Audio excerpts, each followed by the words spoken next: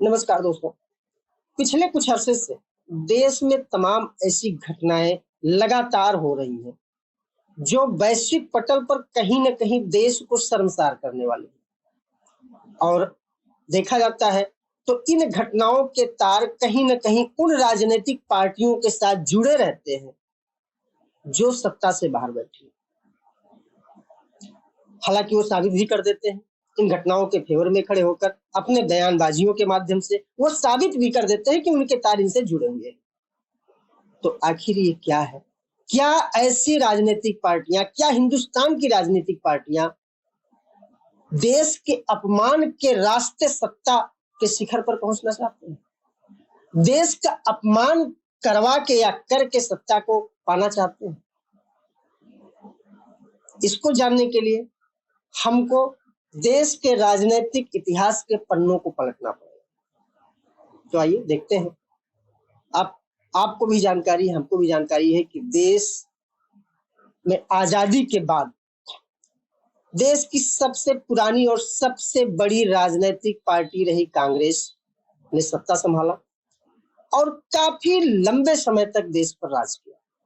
इस दौरान कई खट्टे मीठे अनुभव भी रहे, यहां तक कि देश को इमरजेंसी से भी गुजरना पड़ा और फिर राजनीतिक पार्टी के द्वारा प्रायोजित की गई भावनात्मक भवंडर से भी आपको हमको गुजरना पड़ा। फिर इसी बीच तमाम ऐसे छोटे छोटे क्षेत्रीय राजनीतिक पार्टियों का उदय भी हुआ। एक चीज गौर करने वाली इस पे है सबसे जरूरी कि तमाम ऐसे, हालांकि कांग्रेस जो सत्ता में थी उसका भी यही स्लोगन था और तमाम ऐसे जो राजनीतिक पार्टियों का उदय हुआ उन्होंने भी इसको ध्यान में रखकर और इसी स्लोगन पर काम करते हुए कि वो देश की गरीबी मिटाएंगे। हालांकि आपके सामने है कि सबने सत्ता का सुख भोगा। जिन लोगों ने गरीबी मिटाने का प्रयास किया, गरीबी तो मिटी नहीं, कुछ गरीब जरूर मिट गए और जो गरीबी से निकलकर झंडा बुलंद कर रहे थे कि वो गरीबी मिटाएंगे, उनके और गरीब के बीच में एक खाई जरूर बनती चली गई। वो अमीर होते चले गए और गरीब गरीब होता चला गया। ये हमको बताने की जरूरत नहीं है, ये आपके सामने प्रत्यक्ष प्रमाण है। आप किसी भी राजनीतिक पार्टी को उठाकर देखिए। फिर एक दौर ऐसा आया कि देश में घोटालों की बाढ़ सी आ गई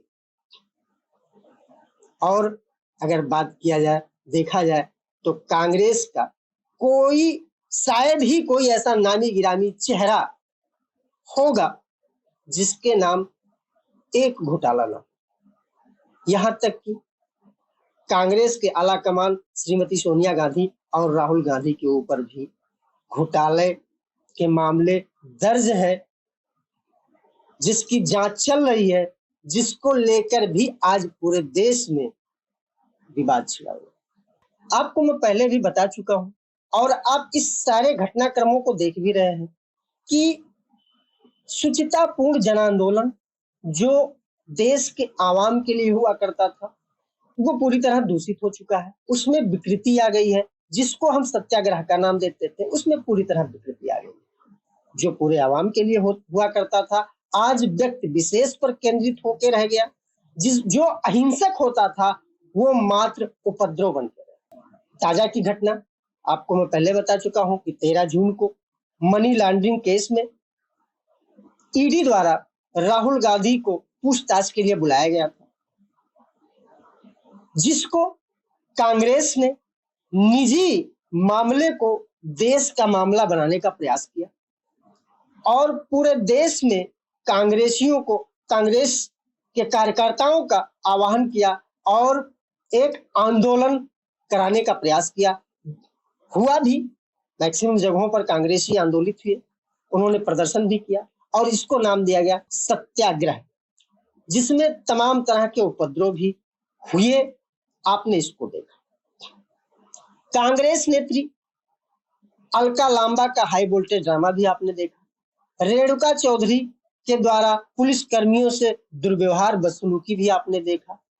उसके साथ ही साथ जो सबसे शर्मसार करने वाली घटना है, मनी लॉन्ड्रिंग केस में आरोपित राहुल गांधी से पूछताछ के विरोध में सड़कों पर उतरे कांग्रेसियों के इस हंगामे के बीच में ऑल इंडिया महिला कांग्रेस की अध्यक्ष नेटा डिसूजा का एक वीडियो वायरल हुआ बड़ी तेजी से, जिनको सुरक्षाकर्मी प्रदर्शन से रोककर बस में बिठा रहे थे, डिटेन किया जा रहा था और देखा गया कि वो बस के अंदर से दरवाजे से सुरक्षा कर्मियों के ऊपर थूक रही। अब ये क्या है? सुरक्षा कर्मियों का अपमान देश का अपमान है। इस तरह के कार्यशैली से आप क्या साबित करना चाहते हैं? क्या सत्ता से दूर होकर कांग्रेसी विक्षिप्त हो चले हैं, या फिर देश का अपमान करके और सुरक्षा कर्मियों का अपमान करके वो सत्ता को हथियाना चाहते हैं? क्या ऐसे ही सत्ता उनको मिलेगा? निजी स्वार्थ के लिए पूरे देश में आंदोलन करा देना, सुरक्षा कर्मियों और पुलिस कर्मियों के साथ बदसलूकी करना, सुरक्षा कर्मियों का अपमान करना, वैश्विक पटल पर देश को शर्मसार कराना, क्या इसी तरीके से कांग्रेस सत्ता में आना चाहती है? हालांकि एक बात मैं जरूर कहूंगा कि आज की जो स्थिति है, आज उच्च वर्ग को छोड़ दिया जाए और निम्न वर्ग को छोड़ दिया जाए, जो किसी किसी माध्यम से सरकार थोड़ा बहुत उनको दे रही है, मध्यम वर्ग पूरी तरह परेशान और हलकान है। छोटा सा उदाहरण ले लीजिए, आज अगर देखेंगे तो पूरे देश में एलपीजी यानी रसोई गैस के सेल डाउन हो चुके हैं। क्या जनसंख्या कम हो गई है? जी नहीं, महंगाई बढ़ गई है, जिसको लेकर लोग कंप्रोमाइज कर रहे हैं। अब कोशिश करते हैं कि एक टाइम का भोजन किसी वैकल्पिक व्यवस्था से बना लिया जाए, इसलिए रसोई गैस का सेल डाउन हो गया है। ऐसा नहीं है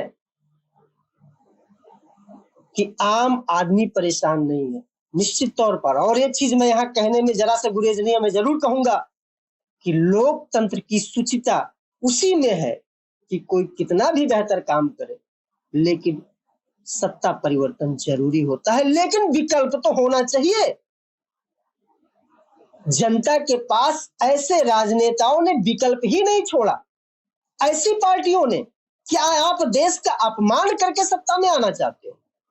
निश्चित तौर पर ऐसे राजनेताओं को, ऐसे राजनीतिक पार्टियों को सबक लेने की जरूरत है कि जनता अपनी दुश्वारियां बर्दाश्त कर सकती है, लेकिन देश का अपमान कतई नहीं बर्दाश्त कर सकती।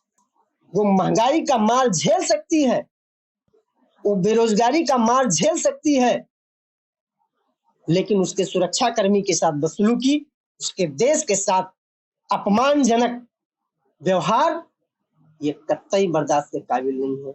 इसलिए देश का अपमान अब नहीं सहेगा हिंदुस्तान। ऐसे राजनेताओं को सबक लेने की जरूरत है कि आप देश का अपमान करके सत्ता को नहीं पा सकते हो। अगर सत्ता को पाना है तो देश का सम्मान करना सीखो, सुरक्षा कर्मियों का सम्मान करना सीखो, जिनकी बदौलत आप सुरक्षित हो। तो ये, हालांकि देश का नागरिक जागरूक सारी दुश्वारियों को सह लेगा, लेकिन देश का अपमान नहीं सहेगा। ऐसा नहीं है कि आज शासन, आज जो सरकार चल रही है उसमें हर तरफ खुशहाली है, जी नहीं, लेकिन एक जरूर है, ये गर्व की बात जरूर है कि कहीं ना कहीं देश का सम्मान जरूर होता है, देश का अपमान नहीं। तो अब यही कहूंगा कि देश का अपमान नहीं सहेगा हिंदुस्तान। जय हिंद।